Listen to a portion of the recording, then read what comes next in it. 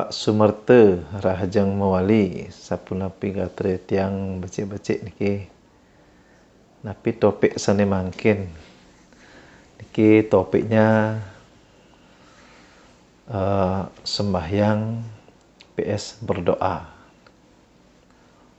Topik sembahyang PS berdoa tentunya dua bahasa yang berbeda dan tujuan yang berbeda.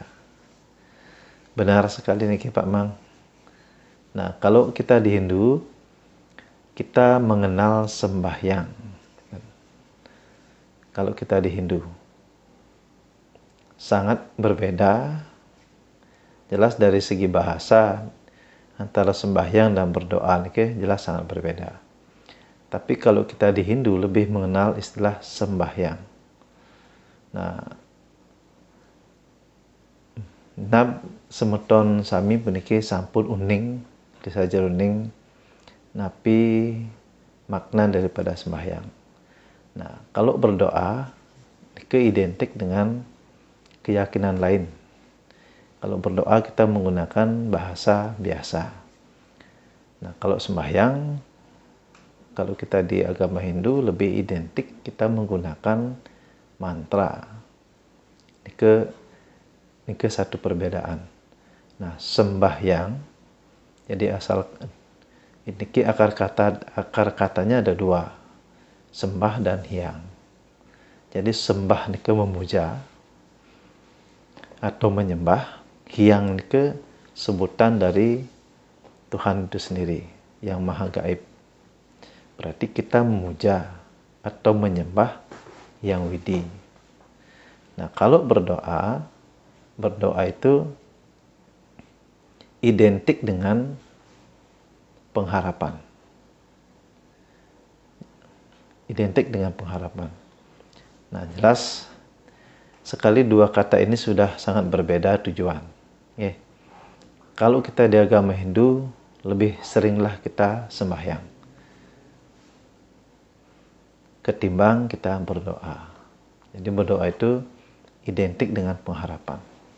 Kalau sembahyang, jadi hakikat sembahyang itu sesungguhnya adalah kita menyembah, memuja dan memuji keagungan dan kebesaran yang widi. Jadi di sana hakikatnya adalah keberserahan, bukan pengharapan. Kalau ada sembahyang yang mengharapkan sesuatu, berarti itu belum paham. Jadi berani saya katakan berarti belum paham tentang makna sembahyang yang sesungguhnya dan juga hakikatnya belum paham. Itu. Nah, kalau berdoa ya sudah identik dengan pengharapan. Nah, ini ke bahasa yang berbeda. Jadi tujuannya pun berbeda. Ini ke Pak Mang, kalau menurut pandangan tiang dan menurut beberapa literatur ya yang tiang baca ini ke. Kalau berdoa identik dengan pengharapan, artinya berdoa itu tidak secara ikhlas. Selama doa itu ada tujuan tertentu, itu ada namanya pengharapan, Pak Mang. Baik itu kita memohon keselamatan, nunas kerahayuan, sudah namanya nunas nih kan artinya permintaan. Nunas kesehatan ini kan pengharapan. Jadi mengharapkan kesehatan, apalagi nunas rezeki, material. Gitu. Makanya orang-orang berdoa identik seperti ini. Ya Tuhan, lindungilah keluarga saya. Lancarkan rezeki saya. Itu pasti demikian isi daripada doa itu. Walaupun pengharapannya untuk kesehatan, jadi tetap itu adalah suatu pengharapan. Itu bukan suatu pujian kepada Tuhan. Tapi kalau sembahyang, kita lebih memuji dan memuja Tuhan, memuliakan Tuhan. Bukan di sana sebetulnya kalau kita paham hakikat sembahyang, Jadi di sana hakikat daripada sembahyang itu adalah keberserahan diri. Jero mangku bukian patut nih ke Pak Jero nggih. Nah memang niki ampun kita harus lebih jeli memaknai kata sembahyang. Kalau kita paham dan tujuan sembahyang itu, jadi tidak akan salah jalur kita melakukan sembahyang. Kalau ada yang sembahyang masih menginginkan sesuatu, nah lebih banyak meminta, jadi meminta-minta terus, itu belum paham tentang hakikat sembahyang. Jadi pemahamannya sembahyang itu sudah salah. Yen blogang baniraga mosang, yen memang sembahyangi raga ngeranang sugih, liu nak sugih hulian sembahyang. Nah, buktinya secara realita di lapangan, di kenyataan kan banyak yang mengeluh. Subuh sembahyang jemaat, subuh selag maturan wedang, maturan kopi, subuh selag ini menggenep. Tapi kini mesti tepuk hidup kewa, kena tipu, nah dan sebagainya. Karena kita sudah lepas dari hakikat sembahyang itu. Nah, yen sekali tiang, ampun niki, tiang tidak menggurui semeton sami, ampun niki, ampun pembangan. Yen tiang sembahyang, tiang wantah memuja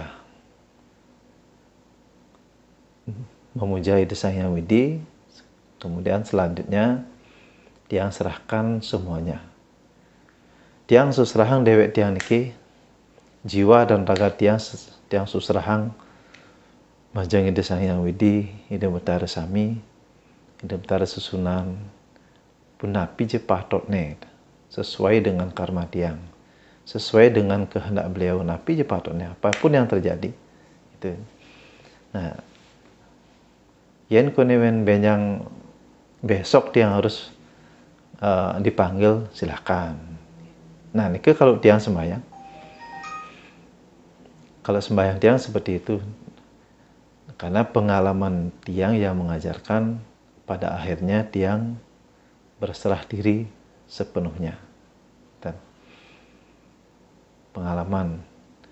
Jadi apakah memohon di saat sembahyang di saat memohon itu salah? Tidak ada yang salah. Nah, cuma kalau kita sering memohon di saat sembahyang, itu tingkat kesadaran kita masih sangat di bawah. Masih jauh di bawah.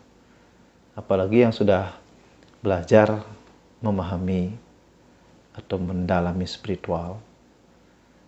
Nah, memohon untuk diri sendiri itu sebenarnya sudah ditinggalkan, ya. Jadi kita lebih doanya ke universal untuk semua, karena kita ini adalah bagian dari alam semesta. Kita adalah bagiannya dan kita ada di dalamnya, berarti kita doakan semua biar semua